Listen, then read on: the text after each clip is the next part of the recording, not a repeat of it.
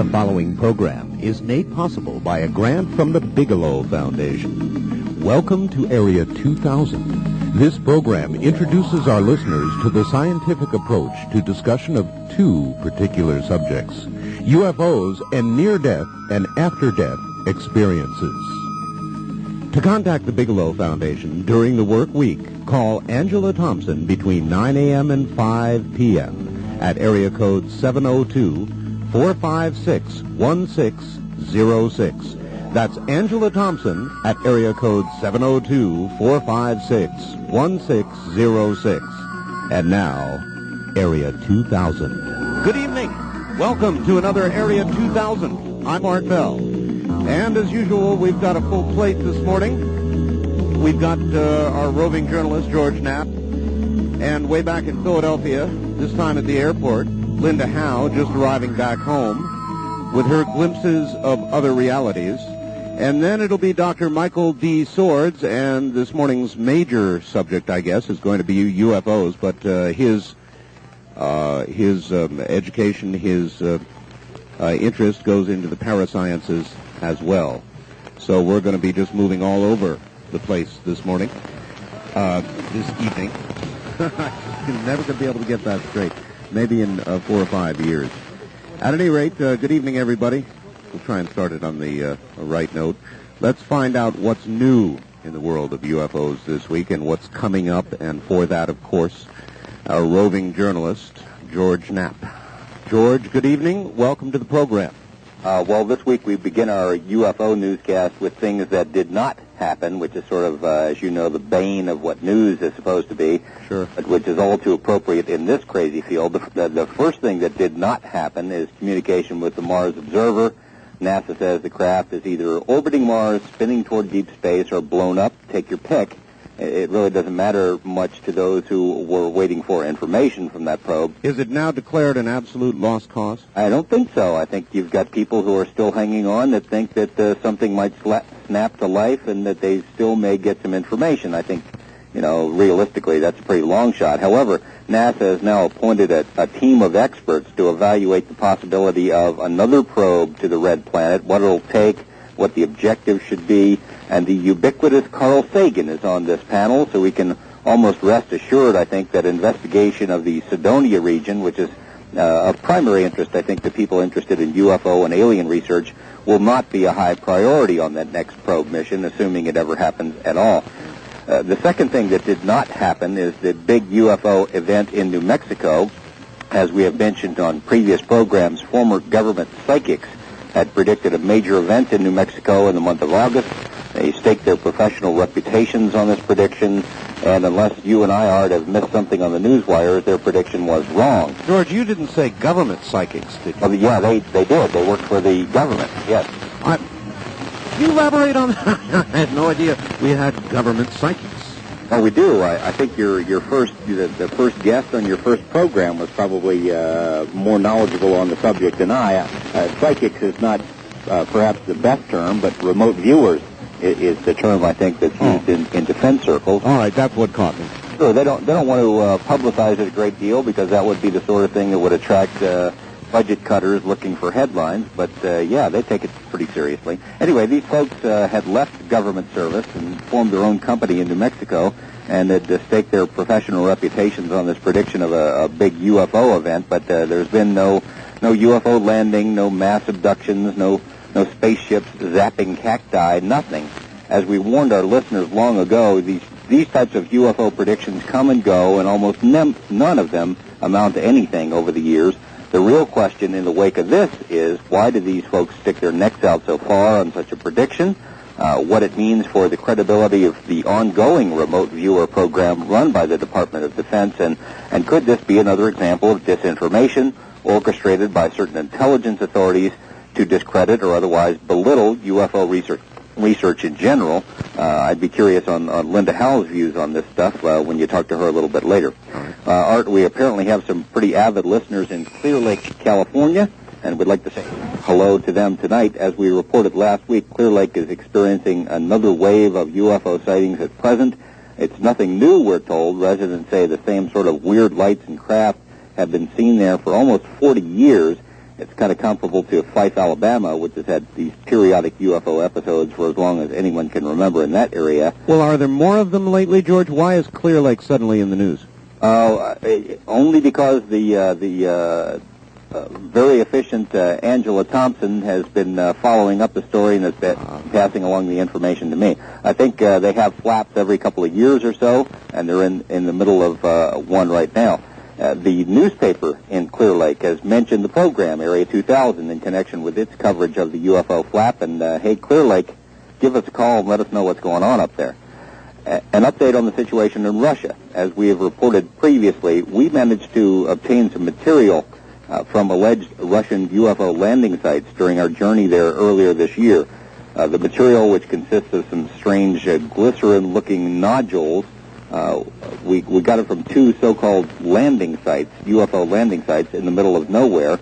Russian scientists we talked to were unable to figure out what the stuff was. We managed to put it subtly, retrieve some of this, get it out of the country. We sent it to a very respected university-connected lab here in the U.S. for analysis. I've not yet received the final written report, but did speak to the research team leader. The bottom line is they don't know what it is either. This Russian doctor that we had spoken with had speculated he thought it might be some sort of cosmic seeding operation, and if you'll pardon the expression, some kind of like outer space sperm. However, the lab told us that whatever this stuff is, it does not appear to be biological. It's not a seed as we know seeds. The mystery persists because the experts were unable to tell us what it is, where it came from, why it was found in two separate sites, hundreds of miles apart. Will you get a chemical breakdown eventually? I sure hope so. Could be reproduced in nature. They are speculating that it might have something to do with lightning. When we get the final lab report on the material, we certainly will share it with our listeners. You don't want to tell us how you got it out of Russia? No, because I'm going to have to go back there. All righty. Stories about a UFO movie centered on Las Vegas scientist Bob Lazar are true. There had been considerable speculation about whether this matter was going to come to the big screen in UFO circles anyway. Lazar has reached an agreement with New Line Cinema. No word yet on when the cameras will roll. A side note for Lazar's many critics, he did not initiate this year. The movie people came to him. In fact, it's not the first such deal to be proposed concerning his story. Already, it has become apparent that some people out there don't want the movie to be made. Some junior UFO investigators have been scouring the country looking for, in their words, dirt on Lazar with the intention of sending that dirt on to the movie people and scuttling the project. Best of luck to those folks, but it isn't going to happen. The movie will. Finally, the initial reports from last week were true. The Clark County Library series of UFO lectures and films is sold out. In fact, all the tickets for 2 months' worth of programs were gone in 2 days. Wow. This happens despite, as you know, Art, continued ridicule from other media here in Las Vegas, blind skepticism from science, concerning UFOs. I think there is an appreciation that regular people feel this topic is important. Regular people want to know what's going on, and I think your program really fills an important niche in that area. And clearly, interest in it is growing quickly. It's exactly right. I had a chance to talk to Dr. John Mack of Harvard a couple of months ago, and he feels there's a quickening of the interest in this, and maybe even feels that the visitors, call them aliens or whatever, they may be responsible for picking up the phone on this. For our sake, well, that's excellent, George. That really does please me. I'm very glad the interest growing. That means that more legitimate researchers will begin to look into all of this, and maybe we have a chance of really getting somewhere shortly. Sure hope so. All right, George, wonderful hearing from you as always. Thank you. That's George Knapp with a lot to say this morning, and of particular interest, those materials that he got out of Russia. And on another note that he mentioned, when we do get a little further into the program and get to a telephone segment, I, too, would like to ask that anybody in Clear Lake who can catch us up on what's going on over there would give us a call. I'm glad to know they're listening. Nice to hear they mentioned us in the Clear Lake newspaper. All right, time for a glimpse into another reality. That would be our Linda Howe, who who I understand is at the airport or near the airport at an airport inn or something of that order, and is doing a lot of traveling. So I guess we'll find out what she's been up to right now. Glimpses of other realities. It comes from Linda Howe, now back in Philadelphia. Good evening, Linda. Hi, Art. Hi. I spent the day in Rye, New Hampshire, which is up near Portsmouth and Exeter. For those listening who are familiar with the Betty and Barney Hill abduction case, it was up in that area that famous first abduction occurred. This was the annual New Hampshire MUFON conference. It occurs on a day, on a Sunday, has for the last 3 years, and this day there were nearly 600 people in the audience. It was one of our best attended, which several people, including John Mack, one of the speakers, he and I at lunch were talking about the fact that the grassroots interest in the phenomena seems to be growing conference to conference. The general audience is getting larger. And today, the people who did speak were John Mack and Richard Hoagland, and I'll talk a little bit about what he had to say about Mars in a second. Myself, Colin Andrews on Crop Circles, and David Jacobs. Most of these people you've had on the program in the last couple of months. But I will start with a recap of what I think were some very important points that Dr. Mack made to set the day off in what everyone agreed was the focus of the conference and will continue to be probably the focus of much of our work in the coming years. And Dr. Mack put it in those ways. Other realities, glimpses of other realities is where we are headed with all of this phenomenon, because it is not just simply the extraterrestrial biological entity that we're dealing with. There appears to be other dimensional aspects to it. And in that context, he said that he's now studied 76 UFO abduction cases and has found an interesting evolution that he has been surprised in terms of the nature and complexity of the evolution of abductees themselves if they hang in there with him as a psychiatrist. That's his background as a psychologist at Harvard, and working with hypnosis, and has seen them go through terrific fear, terrific anger. Many people feel like that they have been raped by some kind of a physical entity or being, or taken against their will, or all kinds of physical violations that manifest in terrible trauma. As he said, he has never in his years as a psychiatrist seen the kind of trauma that he has seen when he has worked with the abductees in hypnosis. And yet, he said that in many cases now, if they hang in there and they continue to work together, they seem to come to a point, some kind of a breakthrough. And they pass the fear, they pass the trauma.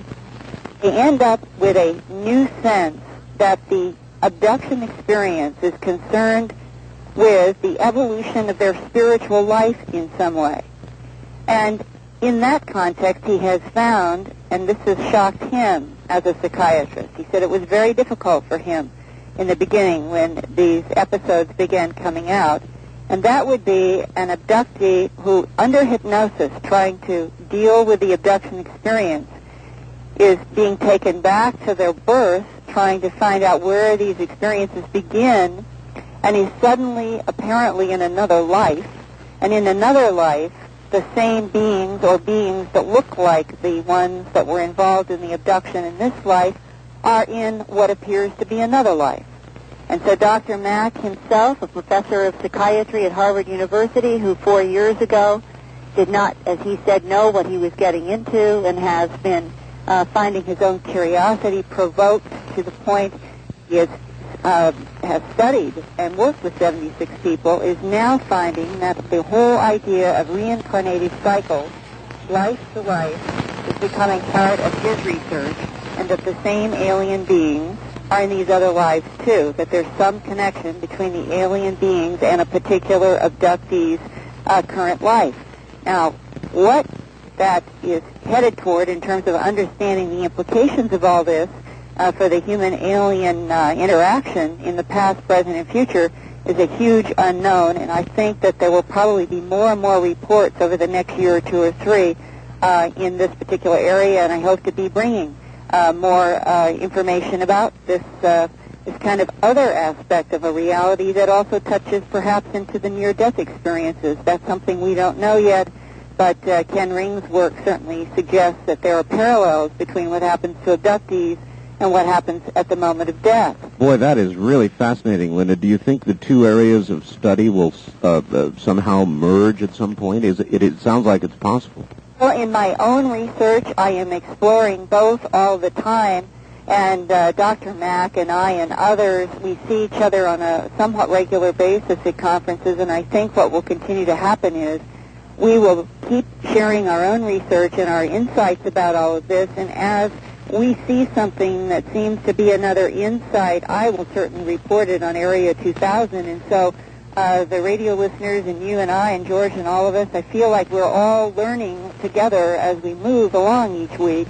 And we really are bringing glimpses of other realities because none of us know the answers, and every week something new happens. The next speaker was Richard Hoagland. And there were 2 hours of his particular focus of research about Mars and his, I guess you would say, almost 10-year mission to convince the world that there is an artificially constructed face up there that's a mile long and 1,500 feet high, and that it was placed there, according to his estimates, based on a whole variety of research they've been doing, way before the current cycle of Homo sapien here, let's say in the last 25 or 50,000 years. He's placing it back much further than that.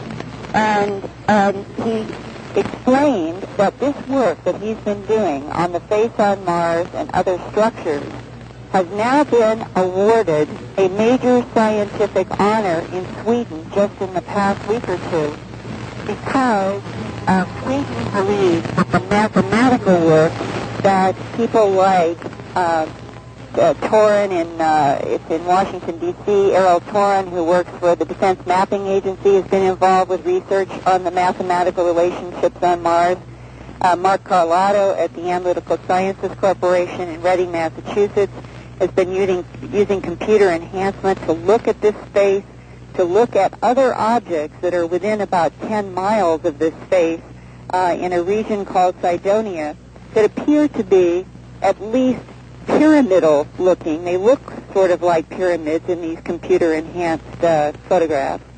And because the math, the angles, and the relationships between the face and these pyramid-like structures appear to have consistencies, patterns that repeat over and over and over again, it is reinforcing the idea that Hoagland introduced 10 years ago or so in his book work, The Monuments on Mars, that it is artificially constructed and that it is very ancient, that it was something that was there once upon a time and left these huge, gigantic markers on the surface of Mars.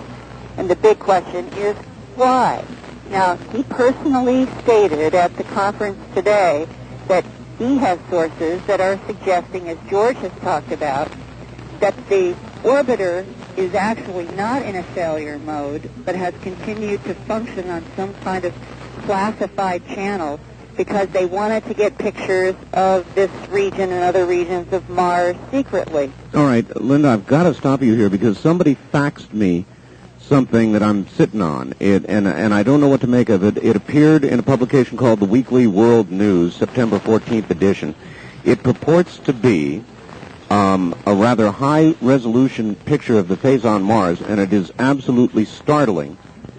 And I guess I'm going to have to figure a way to fax it to you or get it to you. It comes with a story. It says that this was taken on August 20th, this August 20th. Well, if it were anything else but the World Weekly News... You'd be ready. Yeah, I hear what you're saying. Seriously. Well, these are proving. The problem in all this is that we always can get leaks here and there, and Hoagland is saying that he's had what he considers to be firmer leaks than just speculation or the Weekly World News, that something actually is still functioning on Mars, but that the government does not want us to know anything yet until they've had a chance to analyze what's up there. Now, I suppose there are two possibilities. One is that it is not functioning and we'll never know and they're going to have to relaunch something. Or they are getting some kind of data and then somebody's going to have to come up with a scenario of how they would reintroduce this lost satellite orbiting around Mars so that they might reintroduce some data from a planet that we haven't been to since 1976. Well, Linda, they have been right along suggesting that, they may regain contact, so they're leaving the door open. Yeah, and that may actually reinforce what Richard Hoagland had to say today in New Hampshire about this new information, that it actually is functioning. He also suggested that in December that there will be a NASA mission to repair the Hubble telescope. Right. And he was indicating that he believes that the mission, the repair mission itself, is also a type of cover-up, that they actually are going to be using that telescope to focus on some kind of multiple asteroid-like objects that are supposed to be coming into the solar system right now and that they want to track on Hubble. But what we now have, since this is in September, it's not very long until we get to December. We've only got 2 or 3 months to see how is information about Mars, the Hubble telescope, asteroids, how is it going to be handled, and is there something that is going to come out of all of this that will culminate maybe in the government finally telling us something straight about the whole alien connection. That's what I'm hoping will happen. Wow. Well, I'll hope along with you. And let me just give you one quick update, and then I'll pass it on to you. All right. And that is, I got a call Friday before I left for New Hampshire from Dr. Levengood. And he had a chance to look at that black tissue around the wheat seeds from that enormous 445-foot formation in Churchill that I talked with you all about now 3 or 4 weeks ago when I was in England. That first night I got to Alton Barnes, and this big, enormous, beautiful formation was laid out in that wheat field.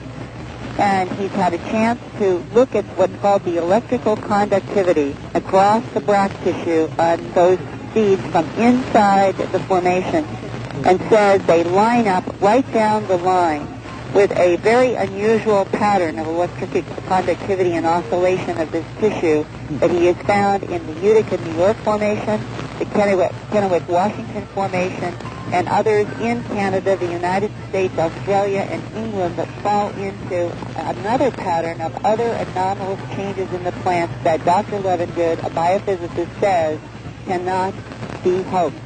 So, for those caught up in the politics of cynicism out there that are convinced that Doug and Dave, Jim Schnabel and Robert Irving must be making all of these, they are going to have to show Dr. Levengood and the scientists how they are actually changing the fundamental microfibril structure of seeds and wings. No, that's absolutely remarkable. Absolutely remarkable. I would like to understand a little more of what that means. In other words, is there any other way, naturally or with what these hoaxsters were doing, that this change? It's hard to even know what to ask, Linda. And what, in his opinion, could have produced this change in the structure, molecular structure? Yeah. He did this experiment, devised it, because last year, actually going back 18 months ago, he had seen enough changes in the plants that included bending of nodes. Plants, wheat should be growing straight. And in the formations, and this has been repeated now in many countries for 2 years, in formations, the node will be bent on the ground without cracking at the surface of the earth. But 6 or 8 inches out to, let's say, the first or second growth node, all of a sudden the wheat is taking a 45 or 90-degree angle. It is something that cannot be hoaxed. It means that there's an actual change in the cell structure of the plant stem and the growth node for the stem to actually take off suddenly into a bend and to have many of those inside of a formation and none of those in the control wheat outside. That's one particular demonstration of a dramatic change in the formation. That's absolutely incredible. And this is very consistent with his hypothesis, was that was one of many changes that he said there's an intense energy that is interacting with the plants and the formations that is affecting the fundamental biochemistry and biophysics of the plants. And so he hypothesized if it was as intense as he was seeing in these other changes, he guessed that it was actually changing the microfibril level of the plant, which would mean down getting close to the cellular level. And that's where electrical conductivity would take place across this particular bract tissue. I see. So so this experiment was to say he knew how the electrical conductivity would work in control plants. So he said, what would I find out if I did this experiment on plants from the formations? Would I see a change? And he has seen a consistent change. Well, there's some hot information. Linda Howe, where are you going to be next week? You're going to still I'm going to be moving around in the mid part of the country, going west, and by next Sunday I will be in Denver, and I will give you a number there where I will be, and by then I'll also have some new information. Wonderful, Linda. Okay, you guys. As always, thank you. Cheers. Linda Howe and her glimpses of other realities. And in a moment, Dr. Michael D. Sorez. Stay right where you are. You're listening to Area 2000.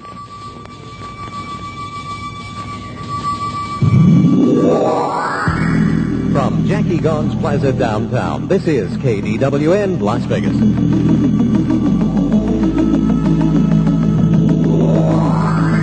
Good evening, everybody. This is Area 2000. I'm Art Bell. Michael D. Sorez is a professor of natural science at Western Michigan University in Kalamazoo, Michigan. He graduated from the University of Notre Dame in 1962 with a B.S. degree in chemistry. Also holds an M.S. degree from Iowa State University in biochemistry and a Ph.D. from Case Western Reserve University. His major professional involvements are teaching and writing in the areas of general sciences and anomalous phenomena.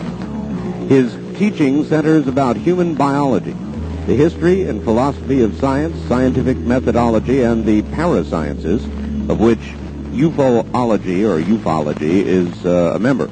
His writings have concentrated mainly on topics in ufology, parapsychology, and cryptozoology, which we'll ask about, and several have been published in the MUFON UFO Journal.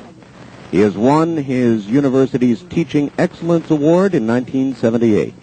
Dr. Sorez is a member of several professional and parascientific societies, including the American Association for the Advancement of Science, the American Association of University Professors, the Society for Scientific Exploration, and, of course, the Mutual UFO Network, or MUFON. He serves as a MUFON consultant and was in the same capacity for the Aerial Phenomenon Research Organization.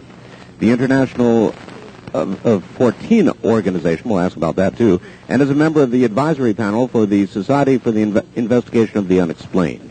He is a board member of the J. Allen Hynek Center for UFO Studies and is the editor of ufology's academic journal, the Journal of UFO Studies.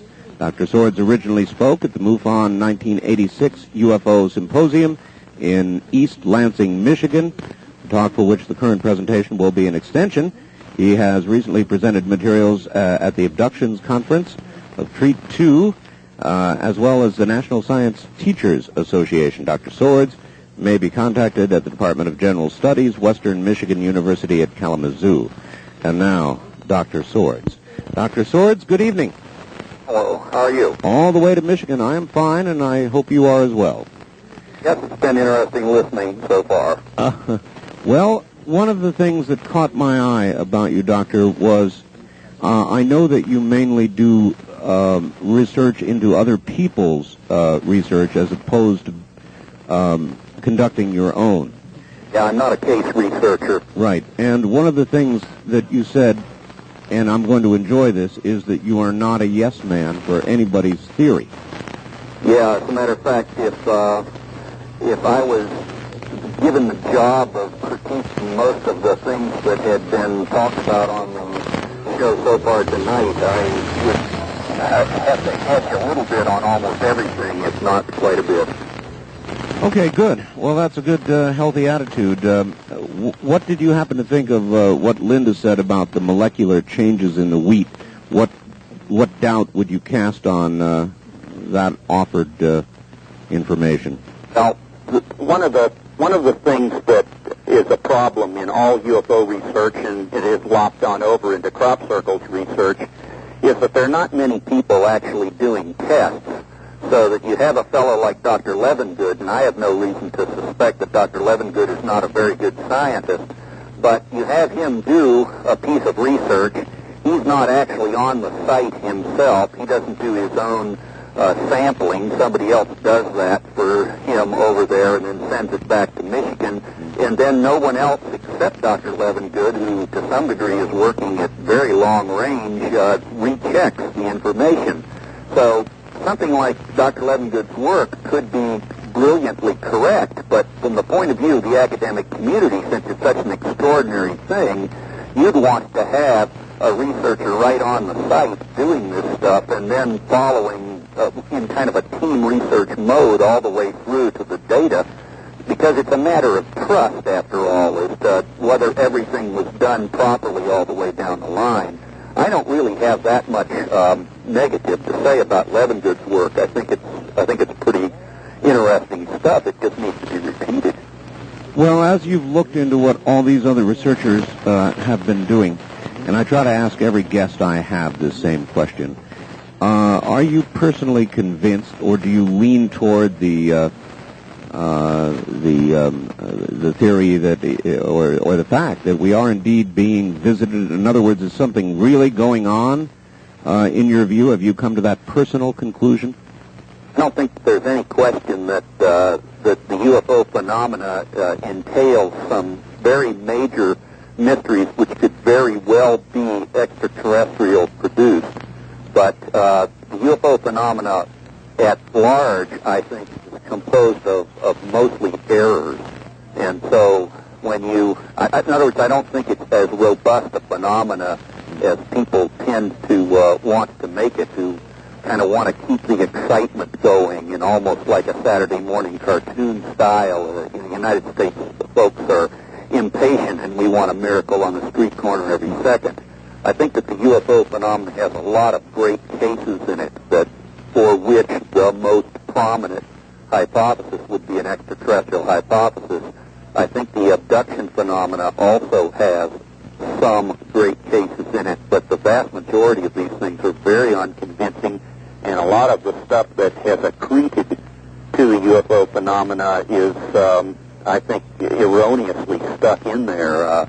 Well, I'm wondering, as you look at the various researchers' work, for example, abductions you mentioned, how do you sift through, or what methodology do you use for trying to determine what has some credibility and conversely what does not?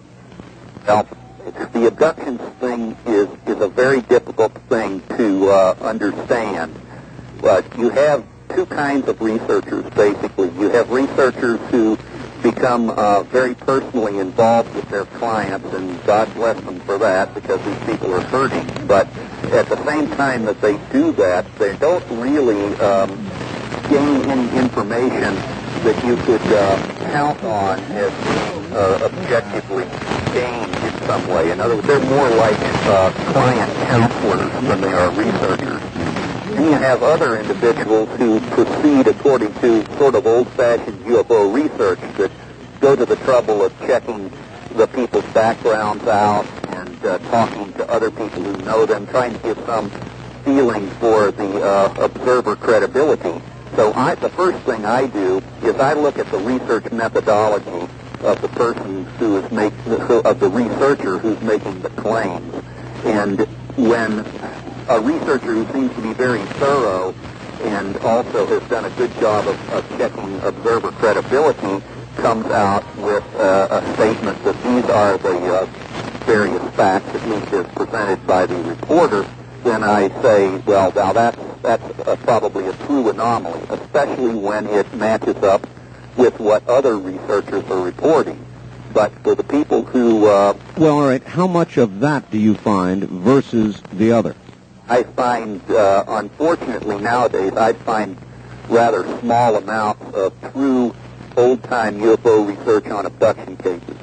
Almost everybody wants to have sympathy and rapport for very good reasons with the people who have come to them, and they can't bring themselves to really do the in-depth character background checks so that you could really say that you knew whether this was a true case or a wannabe case or a case that's asking something else.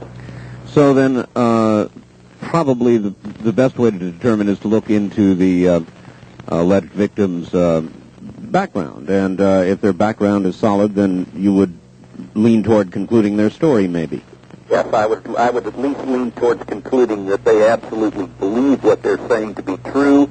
If then the pattern in what they're saying seems to match other things that they would have no good reason for knowing and matching, then I would say this is very likely a good case. Doctor, how much regard do you have for regressive hypnosis in these cases?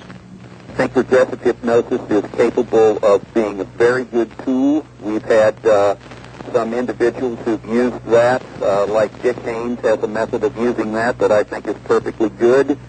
We have a lot of different kinds of hypnotists that have used the thing with different sorts of methods, and they seem to come out with the same basic patterns, so I see no reason to suspect that hypnosis is screwing the works up. In some of your publications, you've written about something called the Wow signal, and that intrigued me. I'm very much a radio person. What is the Wow signal? Wow signal was something that came in during a very early search for extraterrestrial intelligence by the Ohio State University radio telescope. I've forgotten whether it was in the 60s or when, but it was pretty far back in time. Mm-hmm. And they were just doing automated sky scans. And one evening, as the thing passed across the sky, it got a tremendous burst of energy from a certain place in space. This was not noticed until the next morning when a graduate student came in and looked at the readout and was so blown away he wrote "wow" next to the thing. That's how it got its name. I see. Of course, they went back and they rescanned the sky in that area to try to find out what it was that gave the signal. They were never able to pick it up again. Do you know what the nature of the signal was? Was it just pure white noise energy? Was there any... the wow must have been because there was some pattern or something. It was energy at a certain specific wavelength in the spectrum. I don't recall what the wavelength was right now, but the machine was scanning just a certain narrow band of the spectrum.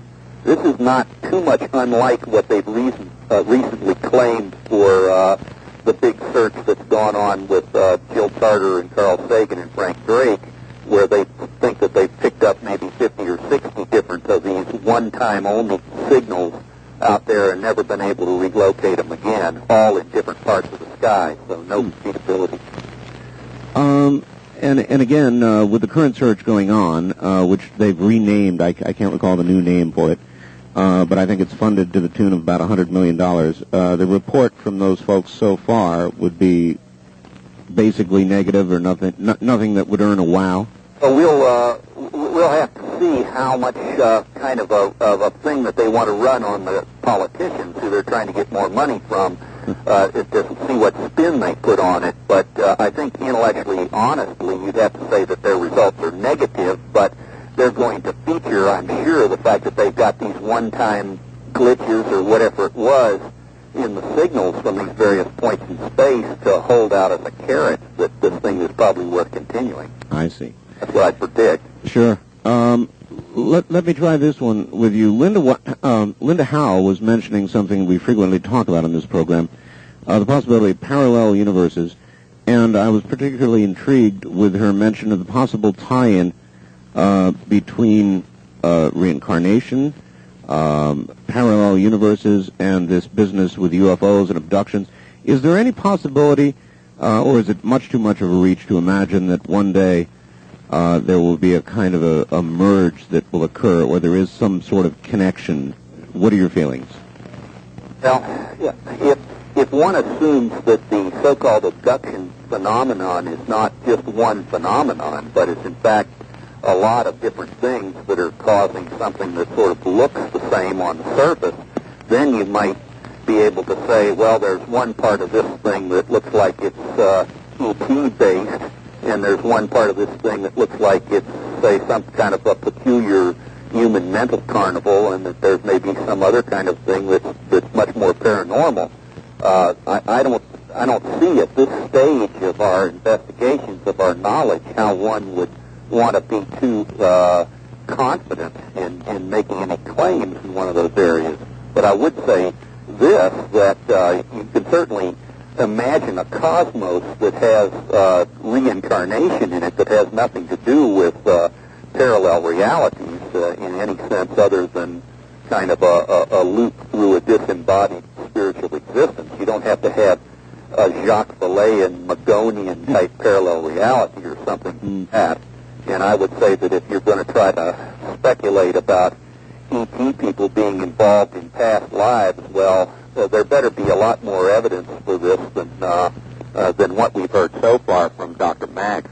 All right, let us return to an earlier time, maybe the beginning of the modern UFO phenomenon, and that, of course, is to 1947 and the Roswell business. I take it that there's been so much done on that since you study what others have done that you've looked at Roswell and the studies done on it very carefully. What have you concluded about that incident?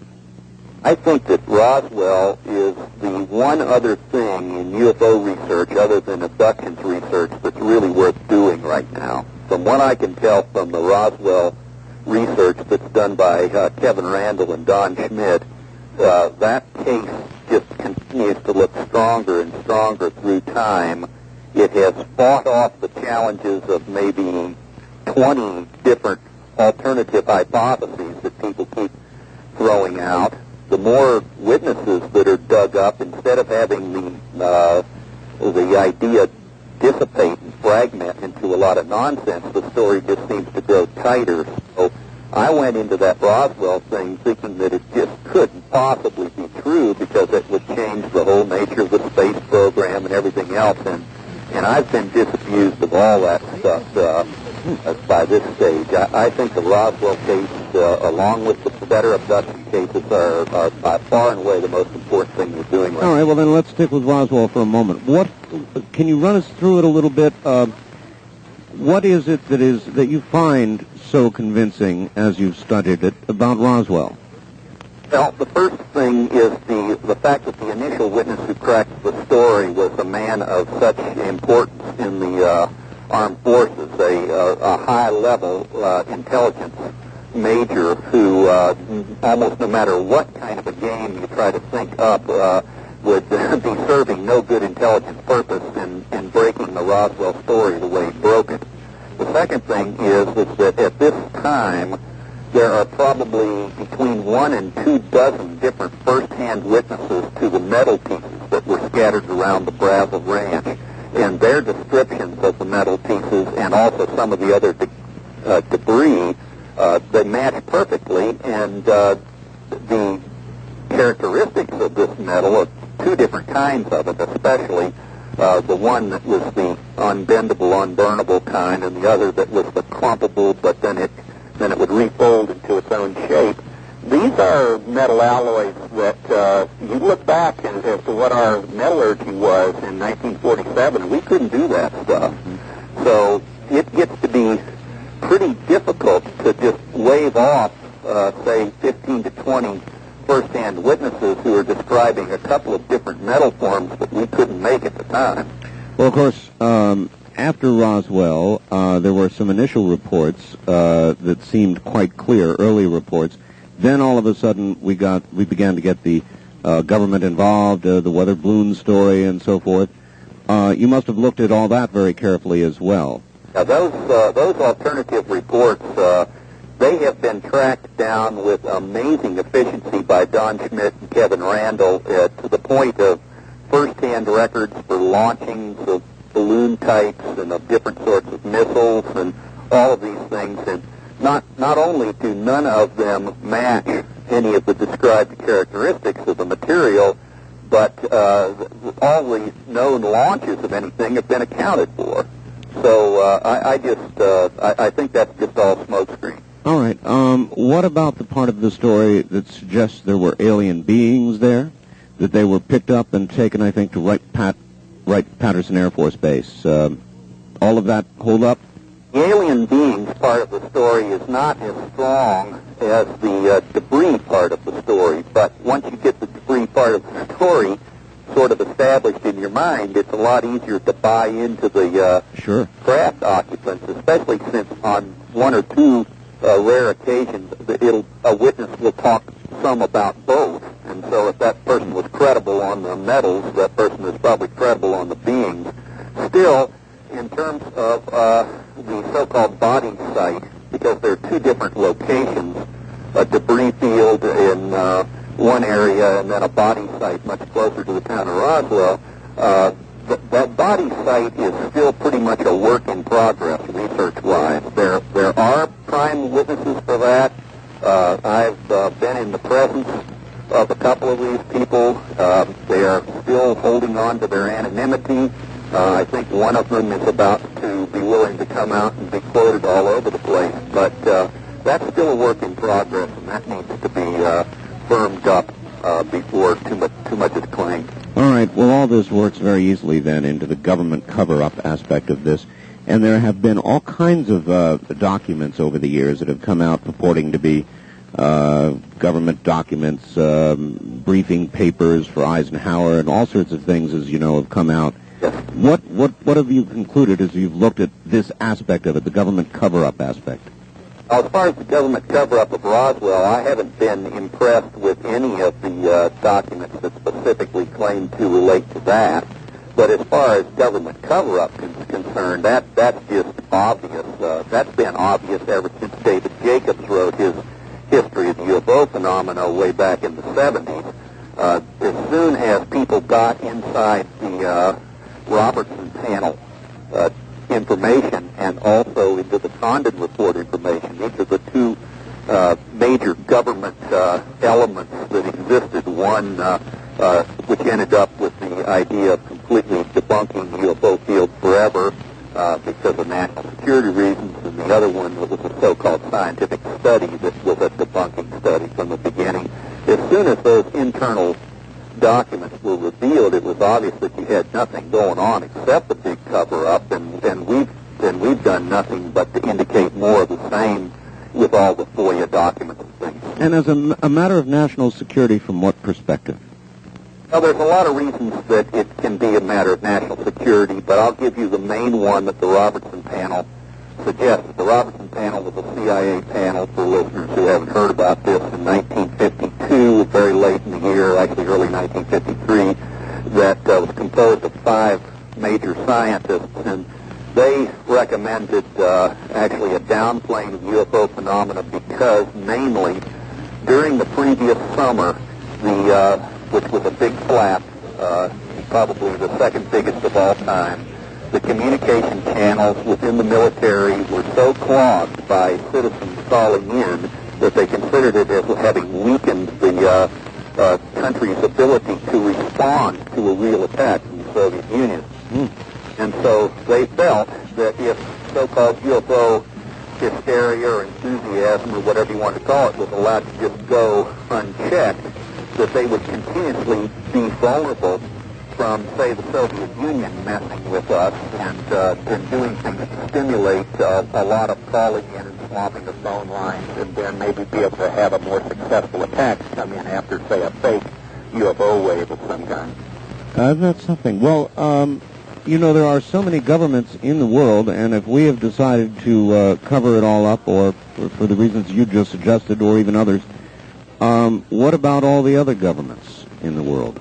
It would be my opinion that that our government was the only one fortunate enough to have a crash come down and ended up with something really amazing that it had to cover up for more reasons of concern for various social and economic institutions in the country, and that would be the Roswell thing, and the other countries wouldn't have to be bothered with something like that. Now, some people say that back in those days, in 1947, that would have been such a big thing that we would have had to have gone to the other major powers in the world and informed them at least somewhat and gotten a gentleman's agreement to keep the lid on the crash saucer case. But as far as other governments were concerned, I don't know what their thinking process would have been. Certainly the Soviets would have had a somewhat similar concern to ours with the voice of the Robertson panel. Sure. Sure, I'm sure they would have. We're now beginning, of course, with the Soviet Union breaking up and with Russia being so much more open. As you may have heard, George was actually able to get some materials out. That never could have been done previously. There should be a lot of new information coming from Russia and the other republics. Are we getting much?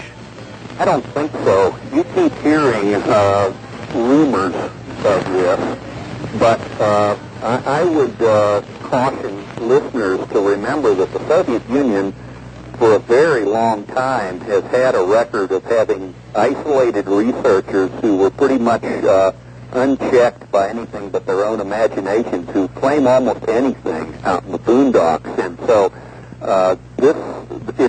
unless we get some extremely good, trustworthy information from research institutes that are backed by known scientists, I would not just automatically swallow any stuff that comes from the Soviet Union.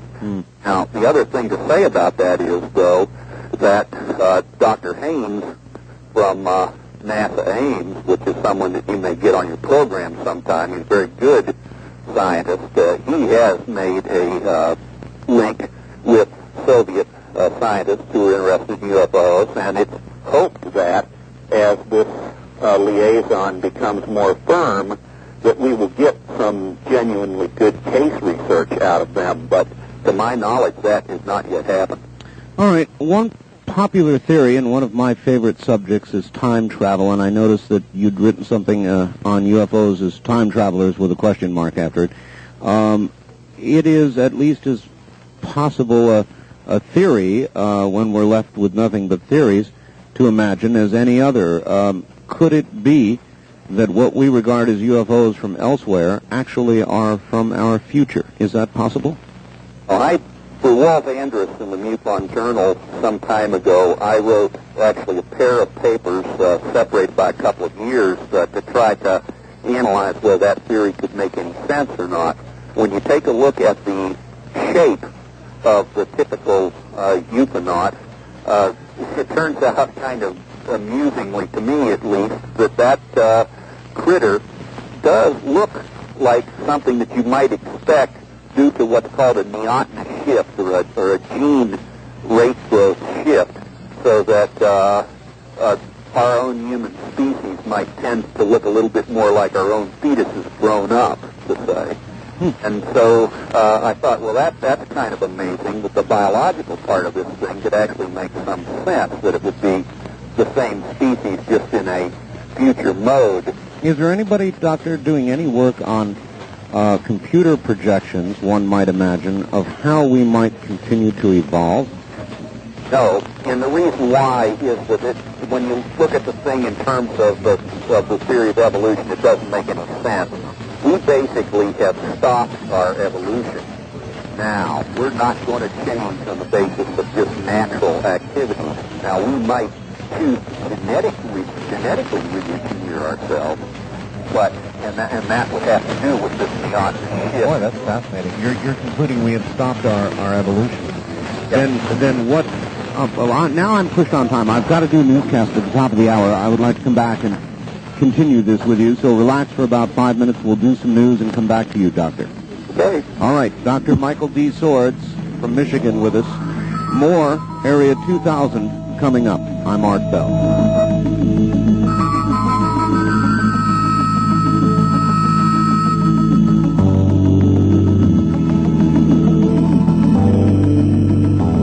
Jackie Gone's Plaza. Good evening, everybody. Welcome back to Area 2000. I'm Art Bell. I'd like to remind you, if you have information on something involving UFOs, parapsychology, life after death, we would like to have you, encourage you, in fact, to contact the Bigelow Foundation. They are the mentors for this program, and a great deal of research that is done generally into UFOs, life after death. You can contact the Bigelow Foundation at area code 702-456-1606. Your contact there, Angela Thompson. Area code 702-456-1606. 800-878-3606. Back now, or in just a moment, to Dr. Michael Sorez, who is somebody who looks into other people's work and investigation. And I've got a couple of questions continuing on evolution here. In the metropolitan area of Las Vegas, you're welcome to get on the phone lines and line up to ask the doctor a question if you'd like. The local number, of course, is 383-8255. 383-8255. Toll free from outside the state of Nevada. Our number is 1-800-338-8255. Take these down, please. 1-800-338-8255. The wildcard direct dial lines are area code 702-385-7214, 7214. And finally, if you have never called at all, you're welcome, of course, on the first-time caller line, which is area code 702-385-7213, or 7213. With that, back now to Kalamazoo, Michigan, and Dr. Sorez. Good evening again, Doctor. Oh. We were on this, you really stopped me when you said that our evolution has stopped. How do you conclude that? Now, that's actually something that biologists have known ever since the theory of natural selection has got so much evidence and supported, because the way biological evolution proceeds is it only works when the offending characteristic, a characteristic that you don't want to have, is a characteristic that will kill you prior to you being able to mate and pass on the genes that create that characteristic. Mm-hmm. Or it's a characteristic that makes you so sexually unattractive that nobody wants to mate with you. So it is determined then by environmental considerations, which are now stable? Well, the thing that stabilizes the thing is the fact that we have brains, and we don't wait around anymore to die. Instead, the person with an appendix that gets ill has the appendix simply taken out. There's no evolutionary pressure for people with appendices to die anymore. The person who has a huge wart on his nose and nobody likes him could have that wart removed if he wanted to. You know, it's that kind of thing. Our intelligence allows us to adapt to negative conditions immediately rather than waiting around for the next generation to get lucky genetically. Suppose there are stark environmental changes. The ozone dries up and blows away. The planet begins to heat. Some of the things suggested by the environmentalists. Would that then trigger some evolutionary modification in human beings? Only if the catastrophe was so large that it destroyed our ability to technologically react to it. As long as we still have technology that would allow us to react to whatever this thing you're talking about is and preserve the life until it has a chance to mate, then it would have no effect. Fascinating. The catastrophe is big enough that it downs our technology, then we'll be back into the game of life then. Fascinating. There are a lot of people who suggest that one of the motivations for the intervention by extraterrestrials would be connected to genetics. And I'm sure you've looked into that aspect. What are your comments? Well, I have tried for years to get David Jacobs and Bud Hopkins off of that because it does not make any sense whatsoever. And finally, I think I've succeeded in getting Dr. Jacobs to change the way he talks about what he found. And he's talking now more about hybrids in the sense of changing human genes rather than trying to mate alien genes to human genes, which is a theory that just doesn't make any sense at all. So if aliens are messing around with our genetics, they're simply messing around with our genetics to change us in some way, not to mate us with them. And that becomes very mysterious as to why they would be bothering. All right. Since you, again, look into everybody else's work, and that's what you do, this question would be a good one. I've been looking into all this and interviewing people for years now, and I have noticed that ufologists seem to eat each other alive. Yes. And I would like your comments on that and how damaging it is to the overall credibility of the investigators. I think that that your observation about this being a mean streets as far as research is concerned is unfortunately more than accurate. There are some people who do not engage in that kind of personality bashing, who somehow manage to stay above it, but almost everybody manages to get down into this. The reason why I think that happens is that UFOs are something that the majority of people in the country seem so anxious to want to ignore or to ridicule or get rid of in some sort of way that the researchers in the field think that they have to be perfect. And as they try to be perfect, they end up taking some kind of extremist positions that will never allow themselves to admit that even some little part of what they've done is wrong. This ends up then when somebody comes back and tries to mention, perhaps even in a nice way, that some part of what they have done is wrong, it becomes very personal with them. I think the other reason why it happens all the time is that most of the folks who are doing research in UFOs are amateurs. And I don't use that word in any pejorative sense. I'm using it in the old English word of people who love what they're doing, but they're not doing the thing that's an academic style.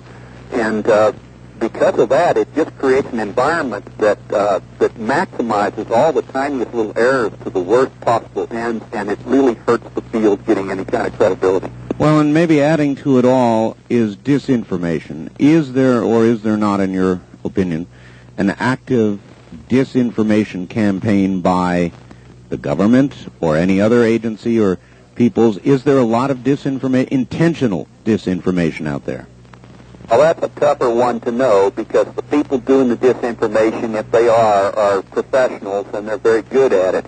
But there are known cases of UFO researchers themselves who have created disinformation for whatever crazy reasons they had going on in their head. Also, when you look at the Roswell investigation, there are hints in various places up and down the line that there's been some disinformation and some research blocking going on there. But if you're talking about the big guys in the Pentagon-shaped building and that outfit, that's harder to document because those people are good at what they do. I've got to ask, what is cryptozoology? Cryptozoology is, that means hidden animal forms. And so that's the group of people who's headed by Richard Greenwell in Tucson, Arizona, and Grover Krantz at Washington State, and Roy Mackle at Chicago, and that they look for the Loch Ness Monster and Bigfoot and the Bomble Snowman, dinosaurs in Africa, etc. All right. I just wanted to know, and then just down below it is something that really piques my interest. It's simply entitled Disappearing Stars, and I have a man who calls me on my syndicated radio show and is doing research into precisely that, disappearing stars. He claims that stars at different moments actually do, for varying periods of time, disappear. What do you know about that? Well, for one thing, there is a known astronomical phenomena which causes a star to seem to dim out to us. These are extreme variable stars, and that they go from a very high magnitude to a very low one as part of a cycle that probably signals the end of their life. But that's probably not the most interesting kind of disappearing star. No, this man is referring to ones that disappear and then at the same intensity later reappear, and he has a certain theory about that. Oscillating stars would in fact do that, and it would be a known phenomenon that would be occurring probably near the end of a star's life as a variable. But the things that are more puzzling to standard science anyway are cases where you have a very accurate century who everything else on his maps looked like it couldn't be better, and yet here will be a rather prominent star sitting there and we can't find it anymore. So there seems to be a case of a star that really did just disappear, and what in the world could be going on there, no one knows. All right. I would like to get to the telephones, if I could. We have a lot of people who would like to talk to you, Doctor. Oh, yeah. On the show. It's fine by me. All right, good. Let's get to a few questions. Wild card line 3, good evening. You're on the air in Las Vegas with Michael Sorez, Dr. Michael Sorez. Hello, Art and Michael Sorez. I've got kind of a two-part question. First, with the so-called technology that these aliens have, how come they're crashing on, like Roswell? And the second part of the question is, are these people forcibly being told to keep quiet? Maybe, due to threat of personal injury or scandal or that type of thing, Art. Now, I'll listen off the air. I'm not sure I have the second part of what people are you referring to, sir? Oh, the people of Roswell. Oh, I see. The witnesses and all that. All right. That is a good question. Thank you. First of all, Doctor, his question, if they have all this technology, why are they crashing? Well, from what I can tell from looking at the literature of crashes, there's probably only been one crash. The second thing I would say is that we've got a lot of pretty clever technology, too, and we make all kinds of foul-ups. I would assume that Murphy will continue to live in outer space for time immemorial. The third thing is it's suggested that the Roswell event occurred during a rather large high-voltage thunderstorm. It could possibly be that this thing emerged into that without really knowing that it could get electronic glitches in it by a direct strike. But the fourth thing to really say is, well, why sit around and speculate when we don't know what their technology is? Let's just go with the empirical evidence as we find it. Empirical evidence seems to indicate something very strange crashed. Now, as far as that other question was concerned about the people being threatened or shut up. Threatened or not, there's a lot of evidence that people were threatened in Roswell, and especially the civilians, very severely threatened, kind of embarrassingly threatened from your and my viewpoint as an American, like we wouldn't do that to the citizens. But they, of course, are now just angry at this stage in life. But well, you said there's a lot of evidence. Can you give an example when you say there's evidence they were threatened? For example, what? Now, let's say you could go to perhaps 6 or 8 people down in the Roswell area right now and ask them what had happened with their father and mother or themselves, if they're very much of an oldster still around, that caused them to have all this nervousness after this event was over, and they will tell you all, even though they don't know one another necessarily, that they got these similar messages from the government telling them that they were not supposed to talk to this, or there was going to be harm done to their family, and in the case of the parents to the children, or the people were going to be taken away and never see them again. I mean, outrageous sounding stuff. As far as the military people are concerned, the military people mostly don't feel threatened. They just simply feel that they have made a personal duty vow and that they're not going to break it, and that since their commanding officer is now dead, why they can't find someone who will be able to relieve them of their vow. Presume for a moment all of this is true. The government is covering it up. They know. If you personally had all of the evidence you needed, and you could have a news conference, and you could beyond any shadow of a doubt announce to the world that, oh yes, it's real, oh yes, they've been here, here's the proof, would you release it? I might give... that question has gone through my mind quite a bit, because there's about 12 or 15 different reasons why you might not want to release it. Exactly. And all these things involve some pretty serious stuff about government reaction, people reaction, economic reaction, etc. to these things. And I might possibly give the government one last chance to explain to me why I shouldn't release it. Try to get in contact with them and say, this is something I've got. Of course, I'd protect myself on that, but I might give them one last shot to try to explain to me why I shouldn't be doing that. And if they were to produce studies that showed you that the American people would react very poorly, that it would be disruptive of the entire social structure, that religion would be in danger of collapse and so forth, would that be enough? if they could prove that to me, I think I'd swallow it. But it's my belief that they can't prove that to me. Richard Hall has recently asked a bunch of us to write some essays on this exact topic, and I've gone down through the whole list of things, and I could see their reasoning for not wanting to release the information. I think right now we're at a stage where probably releasing the information would be the better thing to do. Have we been in a period of time with all of these motion pictures and all the rest of it, and even this type of show, where we are, in essence, preparing the American people to receive that information without going off the deep end? Yes and no on that. Shows like yours, probably yes, for most of the speakers on the show, but the no part is the abductions part.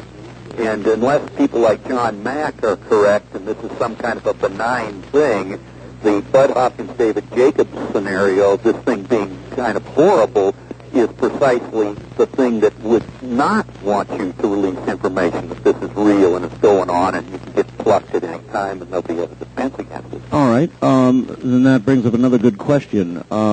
With everything you've looked at, would you say this is in all likelihood something that is, as far as we're concerned, horrible if we knew about it, or is it basically benign?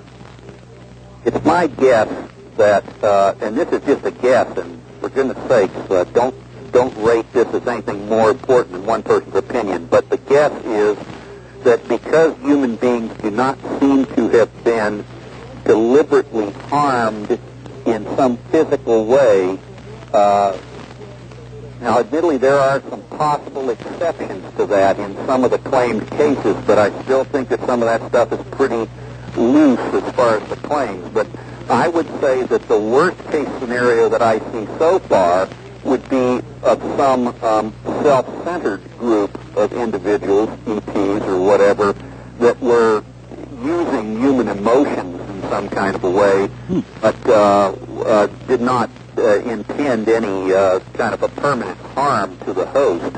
And so because we have been able to live with the shadow of the atomic bomb hanging over our head, I'm not so sure that we could live with the shadow of this hanging over our head, knowing that we're going to get up in the morning and we're going to basically it's going to be another form of a nuisance after a while. Yeah, plus I suppose the conjecture that if they have this technology and meant us harm, we'd be harmed.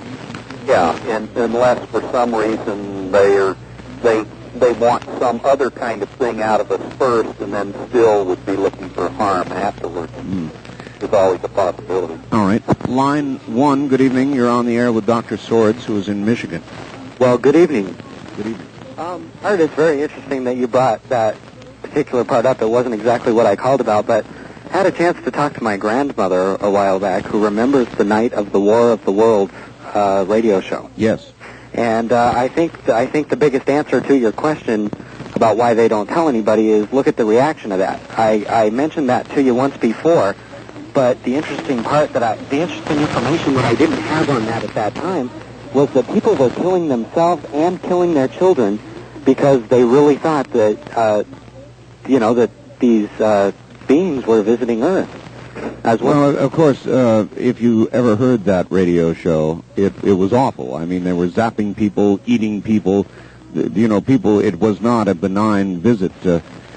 So that was then, and that is an interesting subject. Well, I'll ask the doctor about it in a moment. The thing on that, though, that I want to elaborate on, Art, is that, yeah, maybe the times have changed and our technology has gotten a little bit better, but human nature is human nature. I mean, if I were out in the, and it seems really funny to me that the only people that really get a chance to experience this kind of stuff is Billy Joe Bob, who lives, out in Boo-Foo land. The thing that really gets me about human nature is human nature. He's going to feel, I need to protect myself. I've got a gun, bang, or, whatever else. I can't really tell you of very many people who are going to sit back with open arms and say, come on in, have some tea, tell me about where you're from, and that sort of thing. I think people are going to be really on the defensive. And as far as, all the movies coming out in this radio show, I really don't, really think that these kind of things can desensitize people on a lot of issues, but I don't think this is one of them. Yeah, it's All right. Do you have a specific question, or? Well, I would like him to comment on that. All right. We will do that. Thank you. Doctor, I guess he's saying that you can't be desensitized really on this issue, nor can you be prepared, and he points to that radio broadcast. Indeed, that was a big disaster, and I wonder if a decision, for example, in Washington to keep all this silent might be based on that catastrophe, which is probably one of the best studies of what human beings would think. The government's perfectly aware of the Orson Welles broadcast situation, and in fact it figures in a couple of studies that were made by them to ask the questions about the response to just the general question of the meaning of extraterrestrials. I think, with all due respect, that the young gentleman's facts on what went on in New Jersey are wrong. The extent of the damage there were basically automobile accidents and things like that. People... Not a lot of suicide, people killing their children, sort of thing. My reading of the situation, there was, I would say none of that, but let's be open and say little or none of that. I don't believe that any of that went on. In terms of what kind of people are done, using all these Billy Joe Bob out in Podunk, we know of people all up and down the socioeconomic spectrum and through all the races, and it's a wide mix of people who are coming in and talking about this. One of the guys who makes the rounds is Dr. John Salter from, I believe, South Dakota State University, and here's a guy who took almost a totally intellectual approach to the experience all the way through.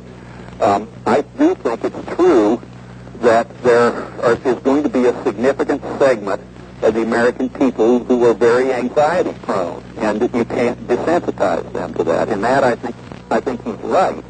But I think on the other hand, we have been, as I mentioned before, living under a threat that is at least as horrifying as this, namely the hydrogen bomb, for a couple of decades now, and somehow or other, although it scarred us, we've managed to go about our business. So I think that the jury's out as to what the impact of this would be. All right, Doctor. Hold on just 1 second while I do a station ID, and we'll be right back. You're listening to Area 2000. My guest this week is Michael D. Sorez, Dr. Michael D. Sorez. He looks into other people's research in these areas and is a fascinating individual, which you should know by now. If you would like to make a comment, the only line I have open is one local line that we just cleared at 383-8255 or 8255.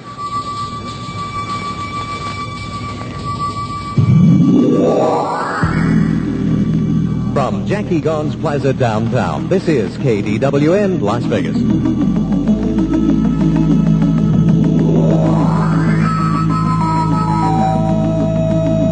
Good evening. This is Area 2000 on the air every Sunday evening from 8 until 10 o'clock. Happy to be with you. Back in a moment to Dr. Sorez. Well, no, back right now to Dr. Sorez. Doctor, you're back on the air again. And there are a bunch of people that want to speak with you, so let's keep moving through these calls. Good evening. You're on the air with Dr. Sorez, who is in Michigan. Where are you calling from, please? Good evening. This is Fritz from Los Angeles. Los Angeles, all right. Just correction. The previous caller said there was mass panic. Yes, it was a disaster in 1938 with the Orson Welles show, but there was nobody killed. Like Dr. Sorez said, there were a few car accidents and a few handful of strokes. Some people got excited, but it was not a mass panic like everybody said. But it is true that the government and the Air Force way back in the Dr. Menzel's time used this as a barometer. They said, well, there was this incident in New York, and then there was another copycat somewhere in Europe, in a Latin country, where they had also Orson Welles War, a copycat type, where people really went berserk. And so they used this as a barometer, and they said, hey, the people are not ready, etc., etc. All right. Do you have a specific question? Well, there's a film coming out now from Russia called Cosmic Top Secret by a producer, I think, his name is Avinsky, where the Russian scientists and ufologists exchanging information with our ufologists, and a major is interviewed there where he will claim that alleged 2 Russian soldiers standing guard were abducted, and that also a UFO was shooting at an antenna on a radar station. I don't know if Dr. Sorez is aware of it, but this film should come out very soon here and make the circles. Are you aware of that film, Doctor? I'm not. I'm sorry. All right. Well, he's not. Well, it will make the circles eventually, but the Russians are catching on now, and trying to have the freedom of speech. In some way, they're behind in UFO research, but they're more open-minded than we are. They really are hungry for knowledge, and they have less fear than we are. We have we have a coverage on here, an umbrella of fear, because we've been so conditioned that the ETs are above. Somehow Russian people embrace the ET contact. They need just more information. They're hungry for the information. All right. Thanks, Fritz. And that is a good subject. Linda Howe was in Europe a few weeks ago, Doctor, and there does seem to be a very distinctly different attitude through Europe and I suppose in Russia and elsewhere than there is in this country. How do you account for the, I don't want to say unnatural interest, but greater interest in America in this subject?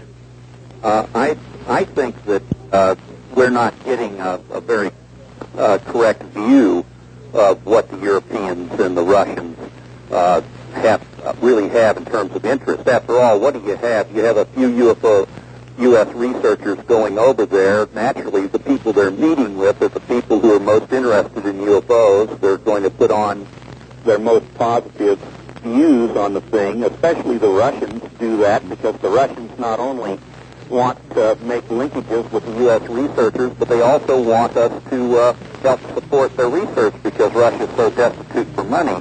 The major institutions over there for the Soviet Union for UFO research ends up every time, and I understand this and don't hold it against them, but they end up every time asking you for money at the end of their letters. And hard currency, please. Yes, indeed. And I don't think that I would say that if anything in Europe that there's much less interest in UFOs. The tendency of the people who study UFOs in several of those countries is to view the thing as a psychosociological phenomenon. In fact, that's the heartland of that particular theory about UFOs. I would say that if there is an unusual interest in the Soviet Union, it might be because they've just gone through so many decades of atheistic materialism and that this is kind of a religion substitute to them. But other than that,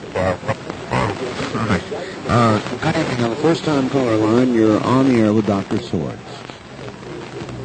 Hello there. Oh, you're not. Line 2, you're on the air with Dr. Sorez. Good evening. Well, hello. Yeah, Art, I just want to tell you, I really like your show, I've been listening for years. Thank you.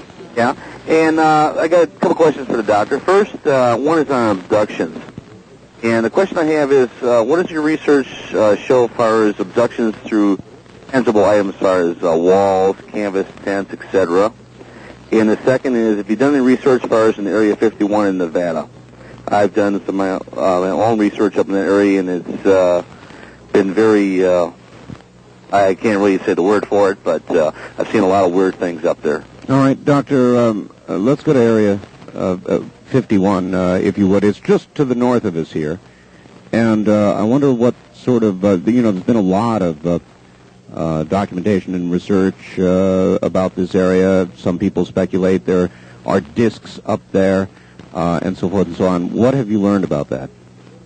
Well, as far as the more spectacular kinds of claims are concerned, I haven't yet been very impressed with those because of the very fragmentary nature of the information and to some degree the aspersions that have been cast on some of the people delivering it. But in terms of there being a lot of weird stuff in the air over there, I don't think anybody doubts that.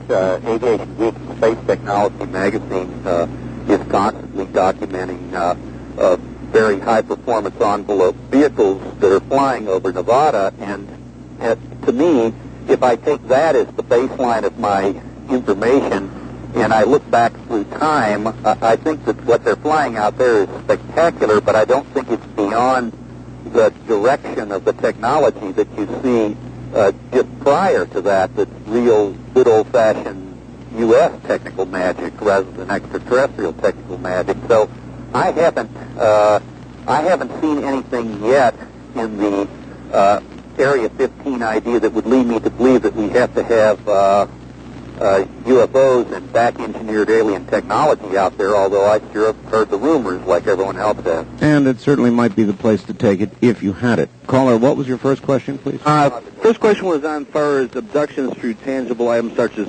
houses and walls or tents, that kind of thing in remote areas. But getting back on far as Area 51, I want to ask Dr. Farris if he's had any observations as far as anything as far as pulses in the area, as far as like laser type items. I've seen whole mountain ranges lighted up in that area. We're talking magnitude of 10 miles across in depth. All right, Doctor?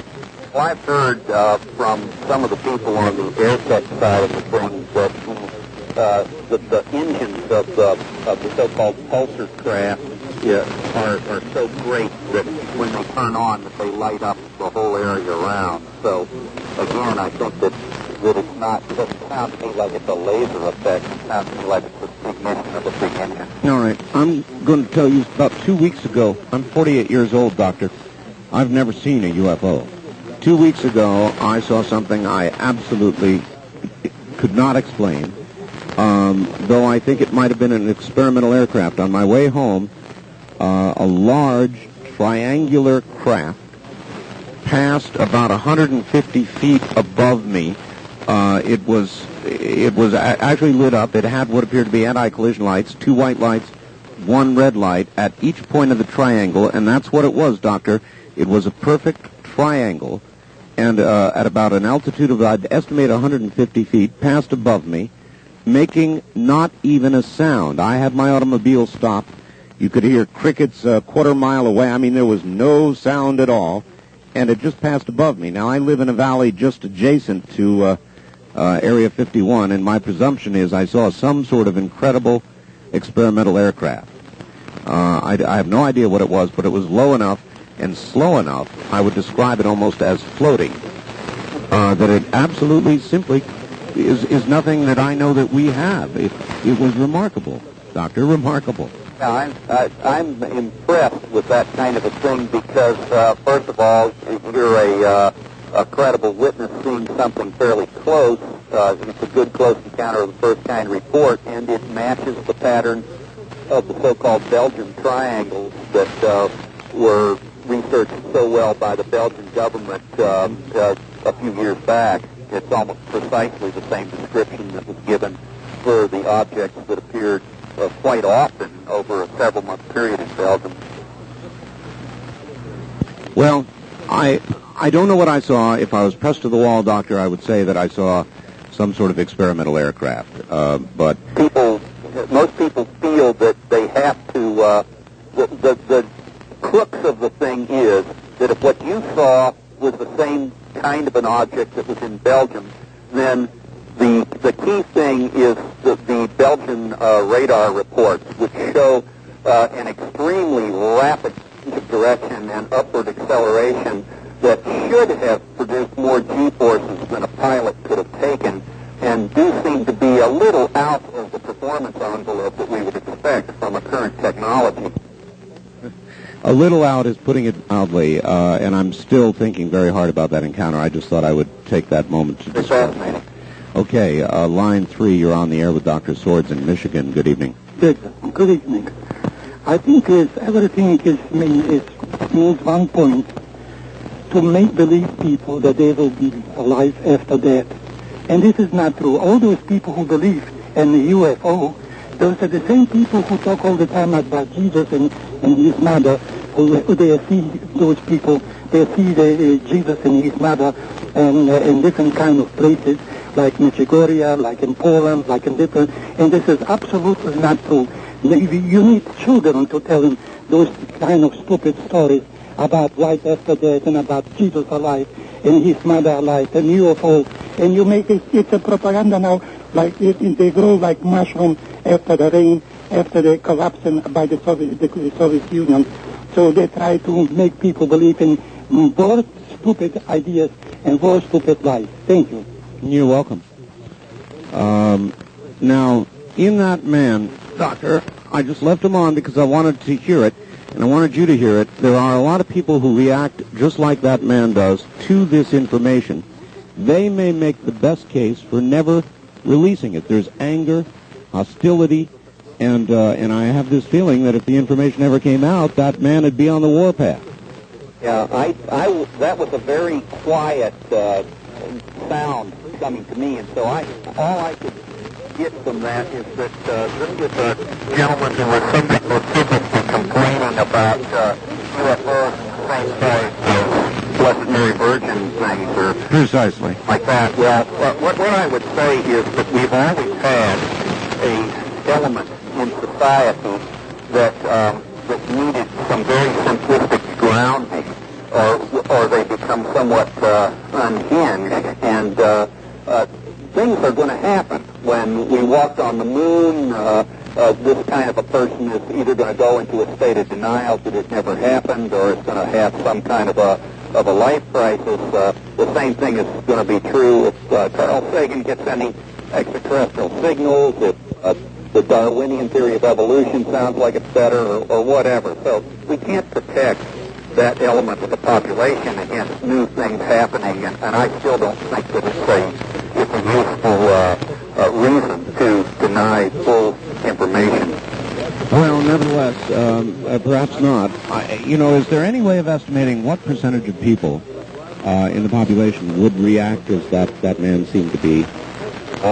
There probably is. If you were talking to a psychologist that looked at statistical data, allow me to reflect on something that might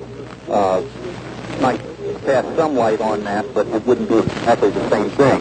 When you look at the way in which human nervous systems are geared, you find that about 1% of the human species is geared at such a high level that they can't even get their thought processes to go straight, and we end up calling them things like schizophrenia. If you boil that down to the next stage in the curve, you might say that there's between, say, 5 or 6% or so of the population that might be so highly wired that they're anxiety-prone. Well, that adds up to a lot of people these days. It does add up to a lot of people, but there's no way to protect that group of people from the fact that life goes on. And so I would say that you let life go on, and you don't try to cushion things and hide them, because if things get worse and then they do break, you've just made a bigger problem. Indeed. All right, Doctor. Good evening. On the first-time caller line, you're on the air with Dr. Sorez on Area 2000. Hello, Doctor. Hello. I have a question for you, and, the question is, have you noticed, or is there any research being done on what seems to have changed the physiognomy of the women of mainly Western Europe and North and South America? And I have some examples. Well, go ahead with your examples. Well, for instance, the arms of women since roughly the mid-'70s have become very long, and their hands are either very narrow with long fingers or large hands, thick fingers. The facial structure seems to have stabilized in a very angular dimensions, and the mouth has widened. The features are becoming very close set, and the length of the leg is becoming long, and also its size is becoming very narrow, very slender. Where does this information come from? Yeah, I've got the same question. Where'd you get this, sir? This is just observation. Oh, I see. Now, this seems to be the type of female, which seems to be mainly in the, like I said, in North and South America and Western Europe. This seems to be becoming a very dominant feature, especially the legs and the arms. All right, thank you. Doctor, do you concur with any of those observations? Oh, I'm afraid we're going to have to get Dr. Sorez back. All right, caller, I appreciate it. We're going to have to find out if he concurs with any of that. Take a look at the beach. Take a look at the beach? Now, the next time you look, well, say at movies from, say, roughly 1960 to date when they show crowd scenes or women at the beach, etc., not the actresses, but just general women, and you'll see what I'm talking about. It's becoming real striking. I've never even heard such a thing suggested before. Try it. Try it and see, and you'll begin to notice certain features are becoming standard. Well, do you think that's just something you're noticing, or do you think it's actually some sort of, real change that's gone on? Well, from what I've seen, it seems to be a genuine genetic change. It's not. I'm not talking surgical alteration either. Because who in their right mind would have, for instance, the muscles in their calves reduced? And how would you narrow someone's hand without cutting away so much musculature that you couldn't close your hand? That's a very good point, caller. Very good point. And, Doctor, we've got you back now. I still have this same caller on the line. Okay. And he's saying that he's noticing all of these changes in women. Do you concur with any of that at all? Thank you, caller. No, I'm afraid I don't. I was saying before the gremlins got into the works of the phone company here, I don't know what you make of that, because I watch women just as much as anyone else, I suppose, and I haven't noticed, except perhaps if he's sitting around watching the shapes of actresses and models, which could possibly be changing to the fashion of some sort. All right. Line 2, good evening. You're on the air with Dr. Sorez, who's in Michigan. Art? Yes. Yeah, this is Sam again from Las Vegas. Okay, we're only allowed to make one call, sir. I understand that, Art. All right, well, thank you then for the call. And good evening out of state. You're on the air with Dr. Michael Sorez, who's in Michigan. Yes, when do you think the government will reveal to the American people that there are actually UFOs? It's a good question, if ever. Doctor, any comment on that? When might they reveal it, or what might provoke them to reveal it? Or can they be pushed into it? Well, of course, all of us that are interested in the Roswell case are constantly trying to think of something productive along those lines all the time. I certainly don't believe that marching with tickets out in front of the White House asking for Bill Clinton to come clean is going to do it. I think, in fact, if anything, that's a negative way of going about things, because that is it puts it into a kind of an unserious light, I think, in most people's mind, and actually causes negative pressure. If there were another couple of major breaks of the security people, then perhaps the combination of what's already known on Roswell and, say, a current guardian of the black box that contains this stuff would come through with something. But if you don't have a major leak of some kind, I don't see any incentive for the government to reveal anything if they know about UFOs. And there may be more on the social side that dictates you wouldn't reveal it unless you had to, I suppose. It has been stated by some of their experts in the past that if you've got a situation that has essentially nothing on the positive side except solving the curiosity of a few American citizens, and you've got a whole lot potentially on the negative side, you don't run the experiment. Absolutely, and that's what it would seem to add up to. Line 3, you're on the air with Dr. Sorez. Yes, good evening. Good evening. Is that me? That's you. Okay, thank you. I was on my way home, and I heard this discussion, and it must have been at least 20 years ago. It might have been a little longer than that. I remember my husband came home with a book, and it was called Chariots of the Gods. Has the doctor ever heard of this book? Oh, I suspect so. Thank you. Doctor, what about that, Chariots of the Gods? Well, she's talking about the thing that made Eric von Daniken a multimillionaire, of course. Eric von Daniken actually did the concept of ancient astronauts a disservice. There's nothing inherently wrong with the idea that you could have had extraterrestrial visitations at ancient times, and that these particular visitations would have affected the cultures in terms of the making of their buildings, or more likely the sculpting of their mythologies. But since Eric von Daniken played so fast and loose with the facts and made such horrendous errors and howling zingers throughout his book, he took what was a potentially respectable theory and it completely ran the entire scholarly community off of it. At one time, even Carl Sagan, prior to von Daniken's input, even Carl Sagan had broached a chariots of the gods type hypothesis in a famous Search for Extraterrestrial Intelligence textbook that he wrote. And, of course, Carl Sagan wouldn't be caught dead uttering anything about that now. Big flap going on now about Mars, about the Explorer, the loss of the Explorer. What feedback are you getting on that, Doctor? The feedback that I'm getting is that that NASA just screwed up, and that we set back a couple of years ago and yucked it up and called the Soviets a bunch of goons for pushing the wrong button on their Phobos probe, and now we've apparently made not a computer error, but a mechanical error, and that there's some sort of a transistor that has been known to have failed in a couple of other spacecraft before that was also put back into this thing, and that if it failed again, like it has failed before, we would have lost contact. So that though, it seems so unlikely. If you had a transistor that had failed in one craft, surely you would put it through its paces. You'd already experienced a large financial loss as a result of it. Why would you put it in yet another craft? It started failing the rings on the shuttle before we let one blow up, too. Good point. We're capable of any amount of stupidity because the organization is so big that it doesn't keep good track of our pieces. All right. Good evening. You're on the air with Dr. Michael Sorez, who is in Michigan. Where are you, please? Hello? Apparently not. Line 2, you're on the air with Dr. Sorez. Good evening. Yeah, Art, about that, the world news thing, those are hoaxes, those pictures on there. They just want to sell, one shot out of it. I hate to buy those years ago, but they're all hoaxes. Yeah, it wouldn't surprise me. I'm very well aware of the reputation. Do you have a question for the doctor?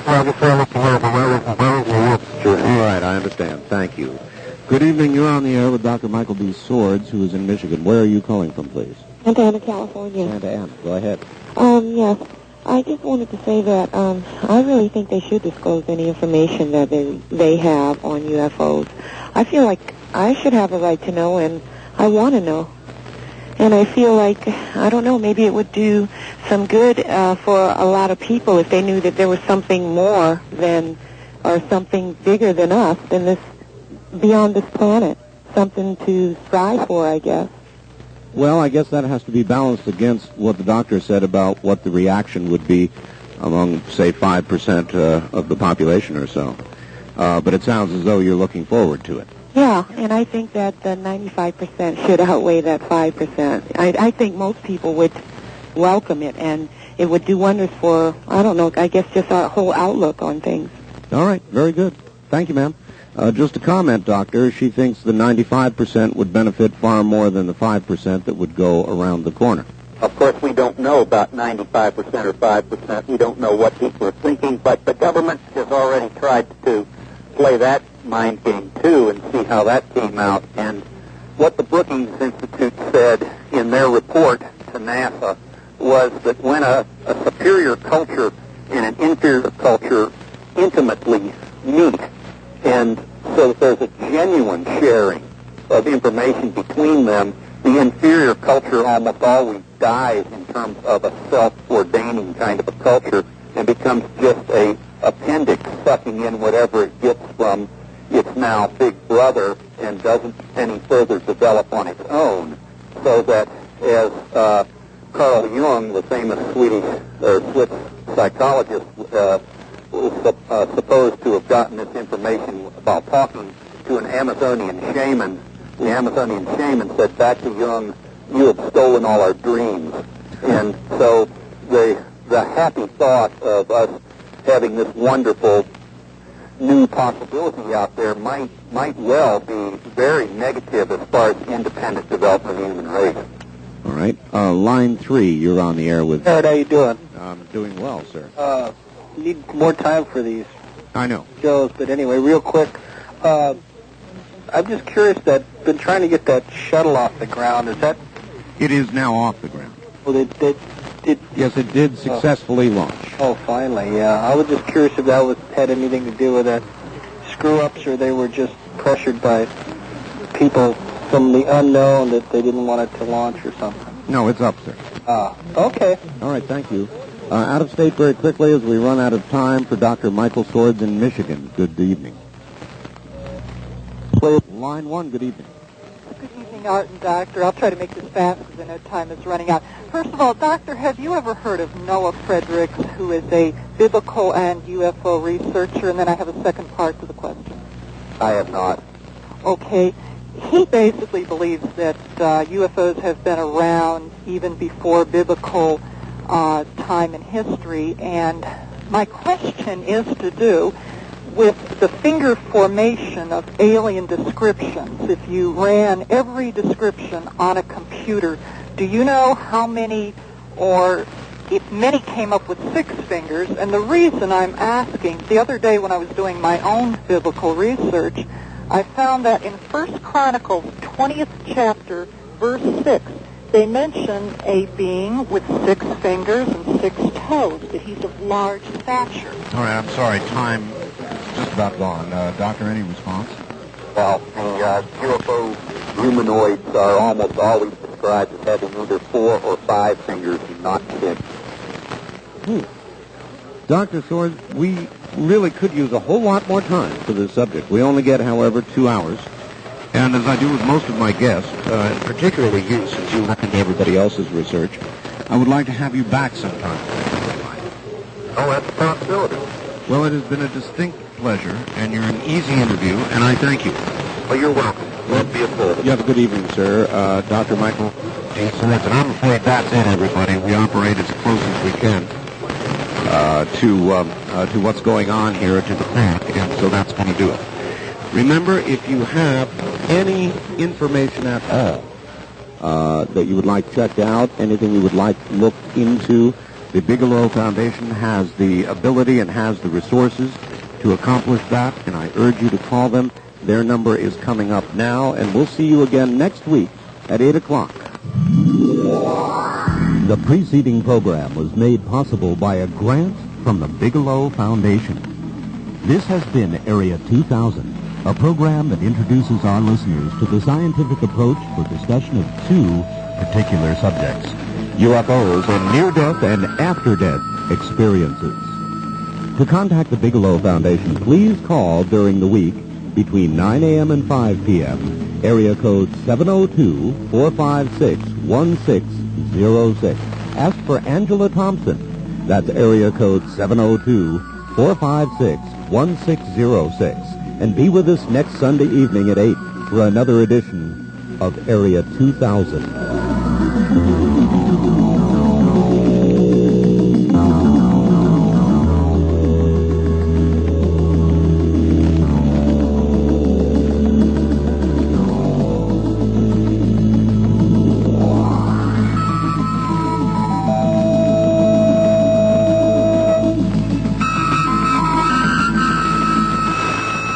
Jackie Gons Plaza. This is KDWN Las Vegas.